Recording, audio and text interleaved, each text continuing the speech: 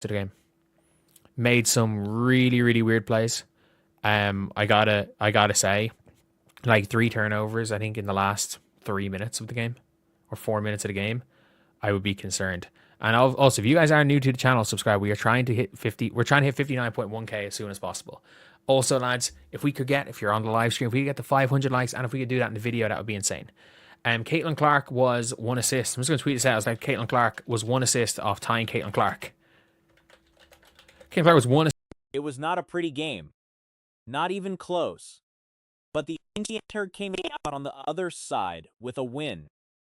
And that matters more than how it looked getting there.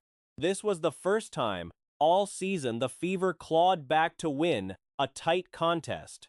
Not a blowout like the Sparks game, where they led by 19, but a genuine, uncomfortable, grinded out close game. Caitlin Clark was exceptional for 3.5 quarters. Then the final 3 or 4 minutes happened. 3 or 4 turnovers in that stretch. Raised eyebrows, and she was one assist short of tying her own record for consecutive 20-point, 10-assist games. Caitlin Clark was one assist off tying Caitlin Clark for the most consecutive 20-point and 10-assist games. It was a pity.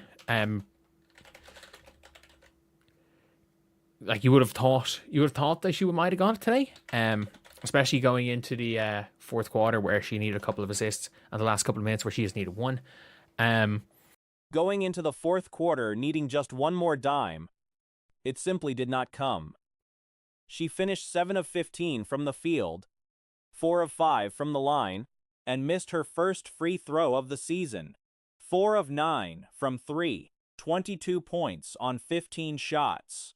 Serviceable numbers, including a couple of logo threes that had no business going in.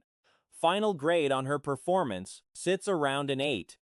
A 9 or 9 plus through most of the game, dragged down by a 2 out of 10 final stretch. Aaliyah Boston was arguably the best Fever player on the floor. 0.5 performance. Assists, and the last couple of minutes where she just needed one. For like 7 of 15, 4 of 5 free throws. She missed her first free throw of the season. If we're looking at the box score here, the best player for the Fever on the day, Aaliyah was fantastic. Fantastic. It looked like Stephanie White was almost it's almost looked like Stephanie White was throwing the game, because the Indiana Fever were killing it, and they had just built a 10-point lead with 2 minutes to go. The bizarre moment came when Indiana had stretched the lead to 10 with roughly 2 minutes remaining, and Boston got pulled from the game. No clear explanation. The Fever nearly let the whole thing slip right after. Monique Billings did not help her case. A wide-open layup rattled out, and 2 separate fouls came from being caught flat-footed on defense and essentially swatting opponents in the head. Grace Van Slooten was limited to 2 minutes, but made them count. Her defensive possession on Veronica Burton, forcing a tough fadeaway, stood out before Billings came in and immediately picked up another foul on the very next play. Maisha Hines-Allen did exactly what a role player should do. And yeah, then Aaliyah got subbed out for some reason. I don't know why Aaliyah got subbed out for some reason. Unfortunately for Indiana, they might have signed a complete dud in Mo Billings. Monique Billings might have just been a dud. She missed a wide open layup, and her 2 fouls where she was late on defense and she just smacked people in the head. Like she just smacked 2 people in the head being late on defense. Nothing flashy, nothing highlight reel worthy, but steady and present. The moment she stepped between Clark and Tiffany Hayes, when tensions spiked, said everything about what she brings to the locker room. That kind of protective instinct for the team's primary ball handler is precisely what contending rosters need. Clark herself was in full emotional mode, jawing at officials, fired up throughout, and walking a fine line between getting tossed and staying in. The game, realistically, an ejection would have been hard to argue against. But Clark historically performs better when she is operating on that edge. Aggression, dressed up as emotion. Grace Vance Luton gave 2 solid minutes, I guess. Had a fantastic defensive possession of Veronica Burton, forced her into a fadeaway shot, and then Monique Billing slapped her in the head. Mai Shines-Allen, I thought, a really good game. Like, she's not going to be this spectacular player or anything, but Mai Shines-Allen's going to come in and do a job. She's going to come in and do a job. When Tiffany Hayes and you saw it here, when Tip Hayes and Caitlin Kelsey Mitchell posted 19 points in the most understated way imaginable. Hit the clutch free throws when they counted. A 6 feels right given the quiet nature of the contribution. Lexi Hall brought energy and hustle plays that do not appear in a box score, but her defensive positioning remains a genuine liability. Clark was repeatedly handed the toughest matchups to compensate. Raven Johnson worked hard but continued to rack up poorly timed fouls while the team was already in the bonus. Ty Harris looked unplayable in limited minutes. Sophie had a rough first half and recovered in the second. Tiffany Hayes and you saw it here, when Tip Hayes and Caitlin Clark got into it. I'll talk about this in another video. When they were getting into it, it was Maisha Hines-Allen getting in between them to make sure, no, you're not messing with my point guard. And that's what you want to see. That is what you want to see. And this was one of these, this was Demon Caitlin Clark. This was Demon Caitlin. She's there screaming at the ref, screaming at everybody. This is where she gets fired up. Was Caitlin lucky to stay in this game? Yeah, she was lucky to stay in this game. No. Tiffany Hayes and Caitlin Chen were problems all night.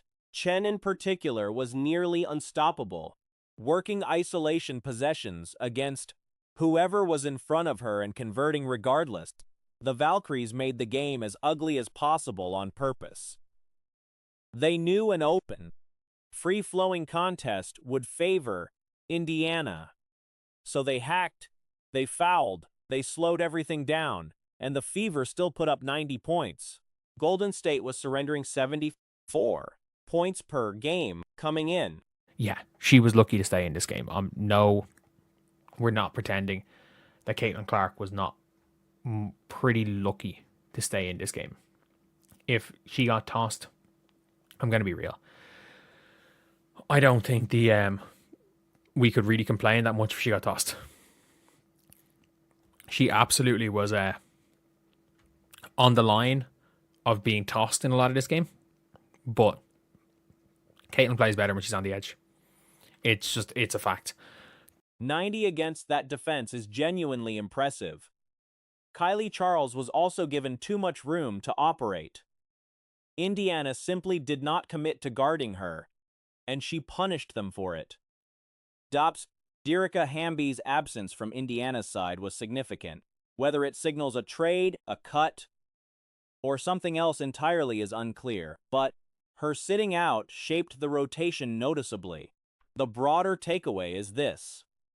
The Valkyries were the best team on Indiana's schedule so far this season. Best defensively, hardest working, and showing zero signs of fatigue despite playing on a back-to-back, beating them, even messily, even while nearly blowing a 10-point fourth-quarter lead, represents something real. Lexi Hall rebuilding her defensive awareness, combined with everything else she offers on the glass, and from 3, could make a meaningful difference going forward. Calculated Caitlin is not the player that we came to see. She hit 3 logo threes. Like Caitlin Clark ended the game 4 of 9 from 3. Like 22 points on 15 shots. That's in and around what you're kind of hoping for. She hit a couple of logo threes. And it's her first win against Golden State. Kelsey Mitchell had the most, like, anonymous 19-point game I've ever seen. Thank you so much for This felt like a turning point, not because the performance was clean, but because the result came through when it easily could have slipped away. The Indiana Fever and the Golden State Valkyries delivered a fiercely contested matchup that played out nothing like many anticipated. The game tightened up significantly in the second half, with Indiana. She's sitting at 22 damn points. Let's pull up the box score real quick. So Caitlin Clark is sitting at 22 points. She played a total of 32 minutes. So for whatever reason, it looked more suspicious, like the Indiana Fever definitely benched Caitlin Clark. I don't care what nobody says. Now, I do got to say all of this is alleged, but for her to play 32 minutes, solid 32, she had 9 assists. She could still possibly pick up this 10th assist with 41 seconds left and get another double. She was 9 assists on the night, and Shirak double. The numbers were clean across the board. And Clark continued to look like a completely different level of player compared to everyone sharing the floor with her. Through 57 career games, Clark has already surpassed Diana Taurasi's point total over the same stretch, leads all players in assists, and has hit more threes than anyone in that span. The record books keep getting rewritten, and the pace at which it is happening is drawing serious MVP conversation from broadcasters and analysts alike. The game had its heated moments. A notable exchange broke out between Clark and Gabby Williams, with referees stepping in to manage the situation. left and get another double. She was 7 of 15 for the field so far. She was 4 of 5 on free throws. The team shot very well from free throw in this one. Caitlin Clark, once again, from 3, kind of, damn near 50%. Just a solid outing for her. Now, Kelsey Mitchell did good as well. Aaliyah Boston showed up in this one, guys. We needed Aaliyah Boston to show up. Aaliyah Boston got a double. She was 8 of 15 from the field, 1 of 3 from three-point land. There was also a separate confrontation involving Janelle Sloan. Clark held her ground in both instances, and the competitive edge she carried throughout the contest was impossible to overlook. A flagrant foul call late in the game, with just over a minute remaining, stirred up frustration around officiating decisions that many felt were influenced in the outcome. Beyond Clark, Aaliyah Boston was the other story of the night. She put together a double-double that proved decisive, pulling down 16 rebounds while going 8 of 15 from the field for her points total. The defensive glass had been a concern heading into the game, but Indiana dominated that area, hauling in 24 defensive rebounds. She had 16 damn rebounds. Aaliyah Boston was the difference maker in this one. Lexi Hall showed up at key moments with some solid three-pointers. Sophie Cunningham showed up. 11 points coming in for Sophie. Incredible game. Her three-point shot was like that. The Indiana Fever definitely looked like they're about to take care of business. Now, there was a very heated moment in this game. Boston was the engine behind that effort, and her presence made a measurable difference in keeping Golden State from generating second chance opportunities. Kelsey Mitchell contributed steadily throughout. Lexi Hall came up with timely three-pointers at key stretches. Sophie Cunningham added 11 points with her outside shot, clicking at a high rate, giving the Fever's consistent production from multiple spots on the floor. The one glaring blemish on Indiana's performance was the turnover column. The Fever committed 19 turnovers across the game, yet still managed to close things out with an 8-point cushion. A business. Now, there was a very heated moment in this game where Caitlin Clark and Gabby Williams had a very in-depth exchange. I don't know why these women keep doing this. Now, look at Tiff and Caitlin Clark before we get to the Gabby Williams. What? Right before the break, we got a little John going on. Caitlin says, hey, look, you and me, Hayes, you Kelly, and me. look at Caitlin blowing her kisses. Caitlin blew her kisses, bro. Look. That resilience, in spite of the ball handling issues, spoke to how well the team performed in other areas, particularly on the boards. Stephanie White kept Clark on the floor throughout the competitive stretch of the game, a decision that reflected the urgency of the situation with the score tight. Clark's floor time and overall involvement in crunch moments drew a contrast with some earlier games where her usage had sparked debate. The win moved Indiana forward with a performance that showed genuine depth across the roster. Clark's continued statistical dominance is making it increasingly difficult for any serious conversation about league MVP to leave her name out. The Fever walking away from this one with a win. Turnovers and all suggested a team finding its footing when it matters most. Caitlin blew her kisses, bro. Look. So for all the people saying Caitlin Clark weak, we can stop that. Caitlin Clark is probably one of the toughest ladies. She's not putting up with the bullshit this year. She's standing on business, bro. She definitely been standing on business, and she been showboating, sticking out the tongue, showing her ass in this one. Shout out to Caitlin Clark, bro. I'm telling you right now, Caitlin Clark is coming back with vengeance. Dart passes, bro. So, no, it was Janelle Sloan and Caitlin Clark. Referees had to step in. Look at Caitlin, guys. Showing how tough she is. Hitting logo threes as well. Getting inside. Just Caitlin is so damn good, bro.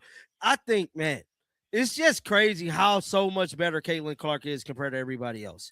I ain't lying, dog. I mean, she light years better than everybody else. And for people to not think Caitlin Clark is going to be the MVP, it's rhetorical. Just rhetorical what Caitlin Clark is doing here, bro. Caitlin Clark is balling, bro. So going back to the game, it's currently 80-88. Let's pull up the box score here. I believe the Valkyries might have called a timeout. Overall, the biggest concern for me going into this game was the defensive rebounds. The Indiana Fever dominated in the rebounds, bro. They had 24 defensive rebounds. They kind of lost themselves on the offensive board, but Aaliyah Boston showed up, bro. Double, 16 rebounds. Incredible. Now, Stephanie White did not take Caitlin Clark out in this one. Obviously, it was a close game. The current score is 82-88, 33 seconds left for the Valkyries. The assist, now, there was a lot of turnovers, man. The Indiana Fever had 19